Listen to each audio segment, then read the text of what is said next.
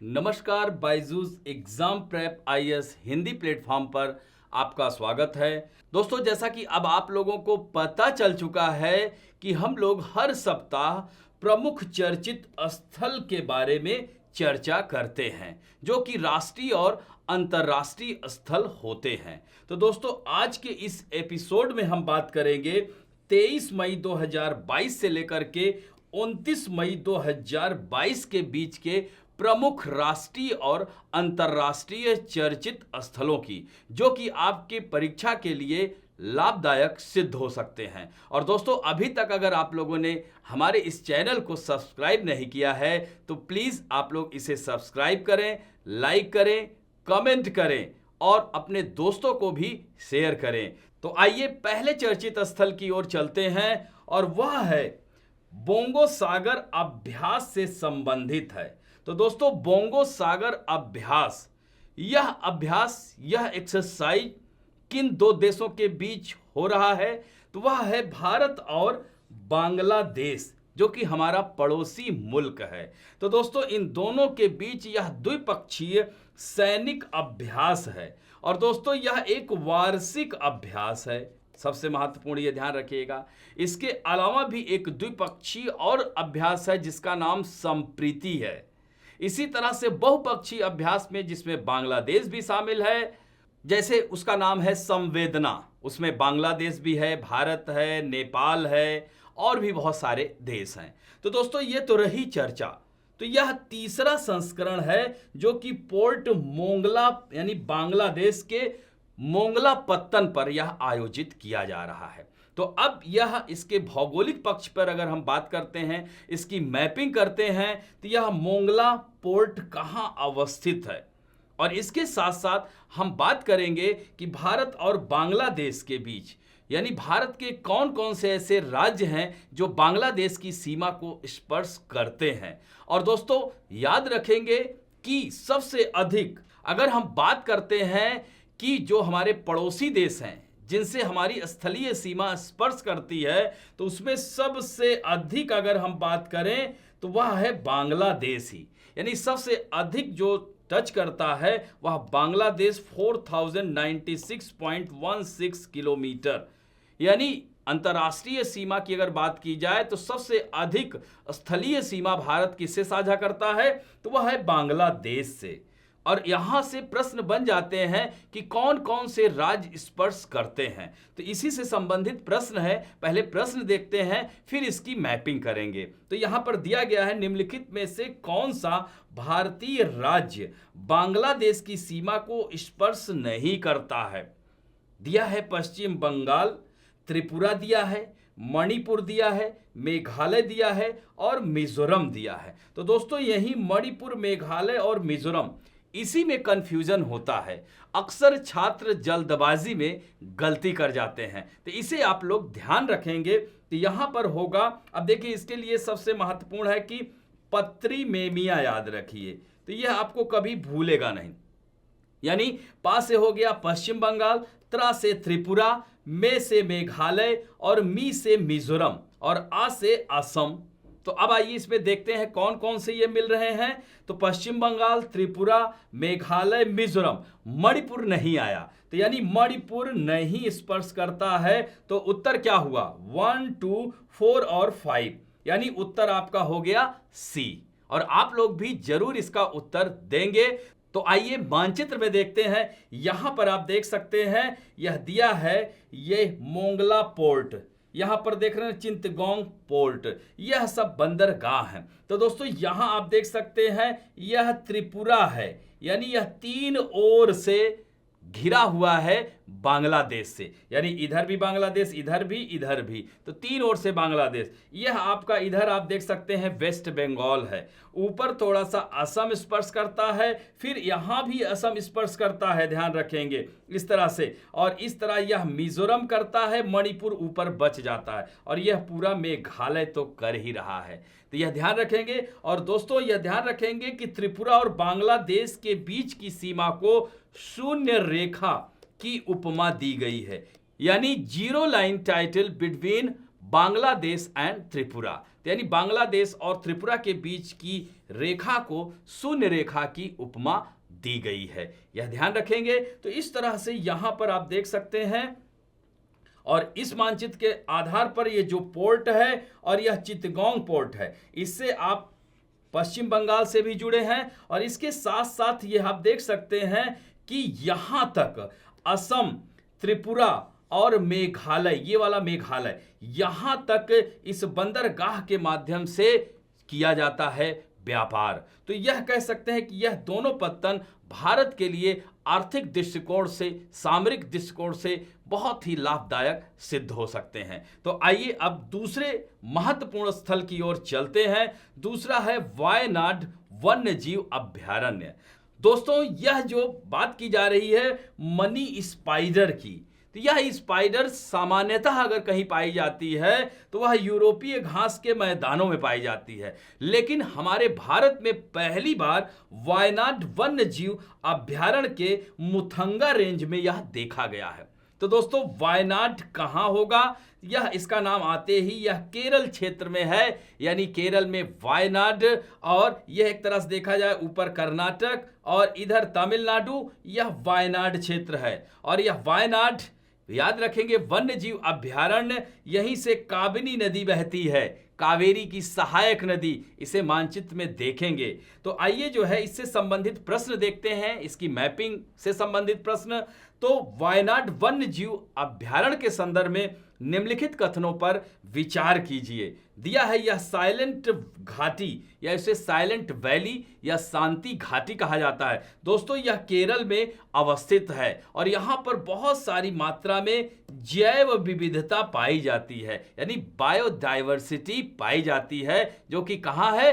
केरल में है। दोस्तों, तो यह कह रहा है पहला कथन कि यह साइलेंट घाटी राष्ट्रीय उद्यान के दक्षिण में स्थित है। दोस्तों, अगर आप लोगों ने केरल का मानचित्र, जिसमें राष्ट्रीय पार्क, वन्यजीव अभयारण्य, टाइगर रिजर्व, इनको अगर आपने देखा होगा तो उत्तर से दक्षिण, north to south, south to north, अगर आपने लगाया होगा तो निश्चित रूप से यह कथन आप सही कर पाएंगे। तो इसके लिए आप मैपिंग आपके लिए आवश्यक हो जाती है। तो आइए मानचित्र में देखते हैं। तो यह देख सकते हैं वायनाड वाइल्ड लाइफ सेंचुरी कहां है? उत्तर में है। यह देख रहे हैं कर्नाटक दिख रहा है और यहां पर, तो ये जो है एक तरह से देखा जाए तो बाउंड्री पर है। और शांति घाटी कहां है? तो यहां पर है। तो यानी साइलेंट वैली के यह उत्तर में है, ना कि दक्षिण में है। तो यहां पर क्या हो गया? यह कथन असत्य हो जाता है। दूसरा है यह नीलगिरी बायोस्फीयर रिजर्व का एक अभिन्न अंग है, यानी नीलगिरी जैव मंडल आरक्षित क्षेत्र का यह एक हिस्सा है। कौन? वायनाड वन्यजीव अभयारण्य। तो दोस्तों, नीलगिरी के बारे में भी आपको पता होगा।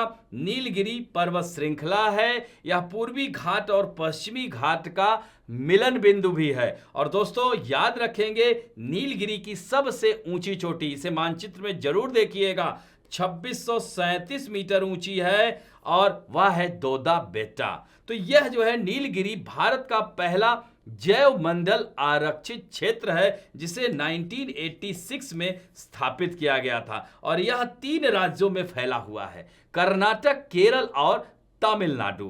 तो यहां पर यह वायनाड आप देख सकते हैं कि केरल के एकदम उत्तरी भाग में अवस्थित है, इसीलिए यह अभिन्न हिस्सा है नीलगिरी बायोस्फीयर रिजर्व का। दोस्तों, नीलगिरी बायोस्फीयर रिजर्व पहला ऐसा जैव मंडल आरक्षित क्षेत्र है जिसे यूनेस्को की लिस्ट में यानी डाला गया, यानी United Nation Educational Scientific Cultural Organisation. तो दोस्तों, यह तो दूसरा कथन सही है, लेकिन पहला गलत हो जाता है। तो इसमें उत्तर क्या होगा? तो यह जो है केवल 2 सही होगा, अतः आंसर बी हो गया। अब आइए मानचित्र में फिर से आपको यहां पर व्यवस्थित करना है। तो यह देख सकते हैं वायनाड, यहां पर आप देख सकते हैं साइलेंट वैली, यह पेरियार नेशनल पार्क है। यह दोस्तों हाथियों के लिए जाना जाता है, यह ध्यान रखेंगे। और इस तरह से इराविकुलम नेशनल पार्क, और यहीं पर आप देख सकते हैं यह कोवलम बीच है और यह कोची बंदरगाह है, जिसे मसाला बंदरगाह कहा जाता है, जिसे स्पाइस पोर्ट के नाम से भी जाना जाता है। और दोस्तों, यहीं पर तटेक, यहां पर देख सकते हैं यह एक बर्ड सेंचुरी है। तो इस तरह से यह वेस्टर्न घाट और प्रायद्वीपीय या कह सकते हैं दक्कन प्लेटू का पार्ट है वायनाड वाइल्ड लाइफ सेंचुरी। तो याद हो जाएगा। अब बढ़ते हैं तीसरे प्रमुख स्थल की ओर, नागोर्नो काराबाख। यह भी बहुत चर्चा में रहता है क्षेत्र, बहुत ही ज्यादा मात्रा में कह सकते हैं यहां पर विवादों से यह क्षेत्र घिरा रहता है। तो यह विवाद किन दो देशों के बीच में है, और आजकल फिर से आर्मेनिया में इसकी क्षेत्र को लेकर के विवाद बढ़ रहा है। तो दोस्तों, यह नगार्नो काराबाख क्षेत्र किन दो देशों के बीच विवादित क्षेत्र है? तो तुर्की और ईरान, ईरान एवं अजरबैजान, अजरबैजान और आर्मेनिया, आर्मेनिया और तुर्की। तो इसमें उत्तर हो गया आपका अजरबैजान और आर्मेनिया। तो यह महत्वपूर्ण है, इसे ध्यान रखेंगे। तो वर्तमान में जो आर्मेनिया द्वारा संभावित जो रियायत दी थी, जिस पर छूट देने की बात की गई थी, उसको लेकर के विरोध आर्मेनिया में बढ़ रहा है। वह छूट नहीं दी जा रही है। दोस्तों, यह नागोर्नो काराबाख क्षेत्र एक पहाड़ी क्षेत्र है, यह ध्यान रखेंगे। और दोस्तों, अंतर्राष्ट्रीय कानून के तहत यह क्षेत्र अजरबैजान का क्षेत्र है, यह ध्यान रखेंगे। किसका? अजरबैजान, जिसकी राजधानी क्या है? बाकू है, और जो कि बहुत महत्वपूर्ण तेल क्षेत्र के रूप में जाना जाता है। तो यहां पर आइए मानचित्र में देखते हैं। तो ये देख सकते हैं इधर कैस्पियन सागर है, तो कैस्पियन सागर, और आप देख रहे हैं ऊपर रूस है, इधर जॉर्जिया है, यह आर्मेनिया है, और यह जो रेड क्षेत्र दिख रहा है यह नागोर्नो काराबाख क्षेत्र है। तो इसे जरूर ध्यान रखेंगे। और यह ईरान है, इधर टर्की है। तो दोस्तों, कैस्पियन सागर विश्व की सबसे बड़ी लवणीय झील है, बड़ी याद रखिएगा। वैसे विश्व की सबसे ज्यादा लवणता वाली झील जो है वह टर्की में वान झील है, यह ध्यान रखेंगे। तो यह सबसे बड़ी है, यानी इसका जो क्षेत्रफल है 3,71,000 वर्ग किलोमीटर क्षेत्रफल में यह फैला हुआ है। तो दोस्तों, इसको 5 देशों की सीमाएं स्पर्श करती हैं। तो याद रखना RAKIT, यानी रूस, अजरबैजान, कजाकिस्तान, ईरान और तुर्कमेनिस्तान। तो यानी अजरबैजान भी कैस्पियन सागर को स्पर्श कर रहा है। और ये देख रहे हैं ना, बाकू एकदम कैस्पियन सागर के तटीय क्षेत्र के पास अवस्थित है, और यह बहुत ही बड़ा पेट्रोलियम क्षेत्र माना जाता है। तो दोस्तों, यह जो है अभी आर्मेनिया फिर से इसको लेकर के मुद्दा, और यह लगातार यह विवाद चला आ रहा है, कई वर्षों से यह विवाद दोनों देशों के बीच रह रहा है।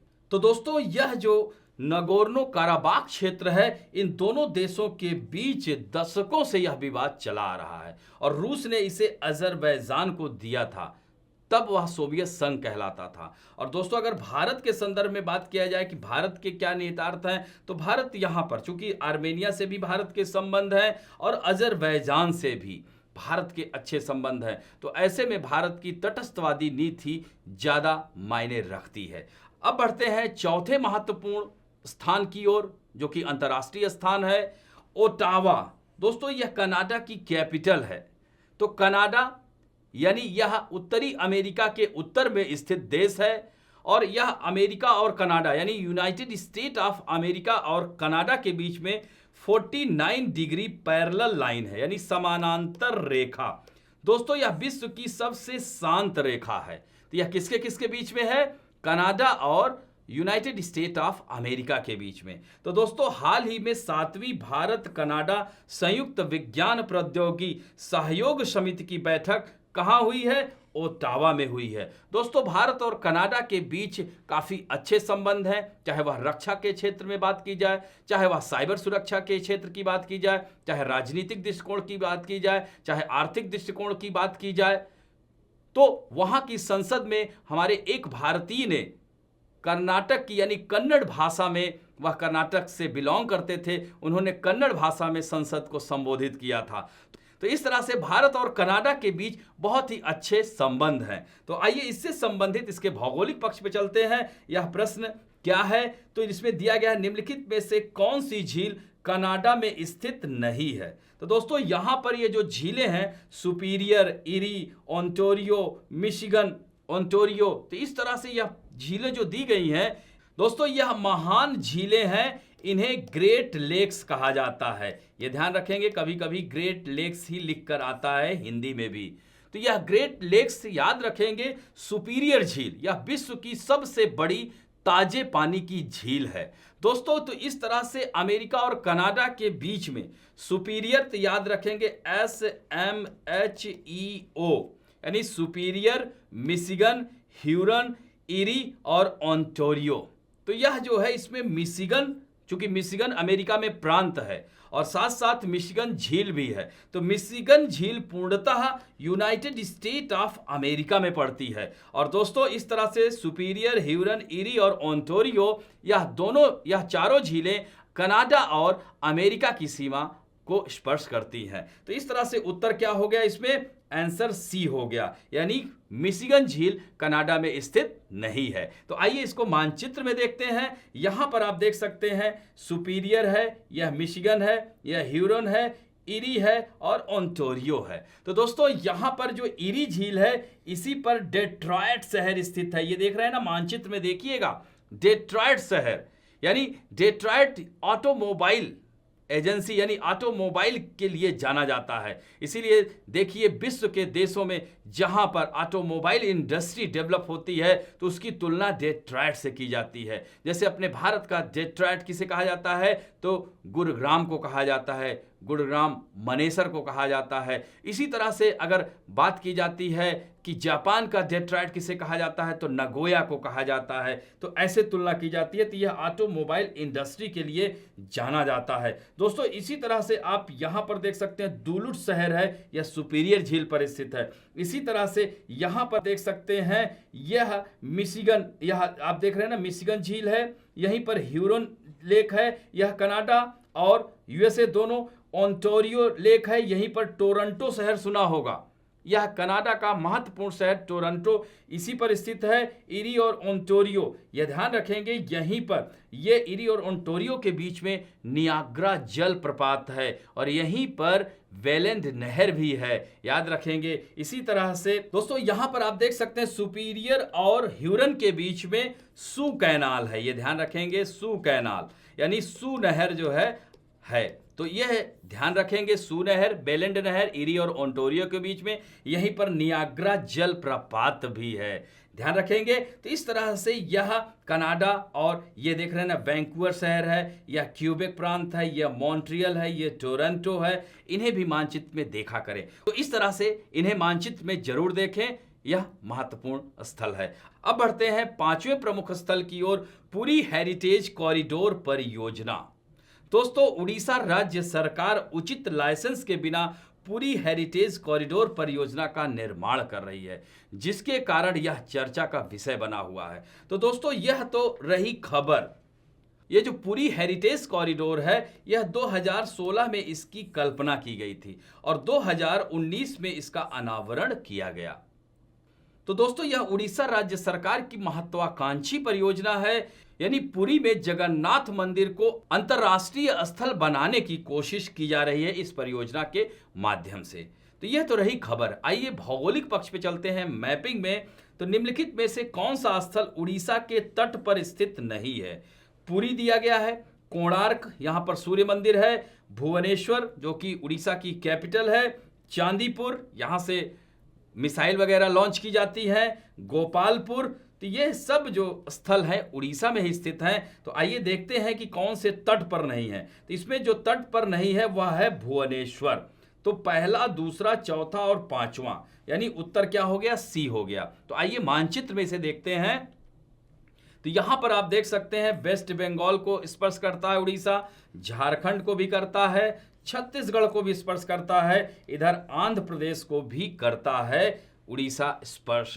तो यहां पर देख सकते हैं ये चांदीपुर रेंज है, यहां से मिसाइलों का परीक्षण किया जाता है। यह गोपालपुर बेस है, यहां भी टेस्टिंग की जाती है और इन सब क्षेत्रों पर जब चक्रवात आता है तो इन्हीं सब क्षेत्रों से टकराता है। दोस्तों यहां देख सकते हैं कोणार्क का सूर्य मंदिर है, पुरी यहीं पर जगन्नाथ का मंदिर है और यह उत्तर से दक्षिण भी याद रखेंगे और भुवनेश्वर आप देख सकते हैं अंदर है। तो इस तरह से भुवनेश्वर नहीं होगा। तो दोस्तों इस तरह से अब आज का अंक यहीं पर समाप्त करते हैं। आशा करता हूं कि आप लोगों को आज का भी यह प्रमुख राष्ट्रीय और अंतर्राष्ट्रीय स्थल पसंद आएंगे, और अगर पसंद आए तो प्लीज लाइक, शेयर, सब्सक्राइब और कमेंट बॉक्स में कमेंट करना ना भूलें। अगर प्रश्न में कोई ऐसी समस्या दिखे तो आप लोग कमेंट बॉक्स में जरूर कमेंट करें। धन्यवाद।